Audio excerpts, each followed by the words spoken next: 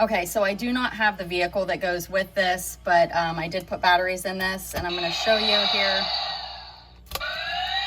So that's forward. That one toddles. This goes to the Fisher-Price Geotrax set. Again, this is a replacement remote control. Batteries go in the bottom. Batteries will not be included.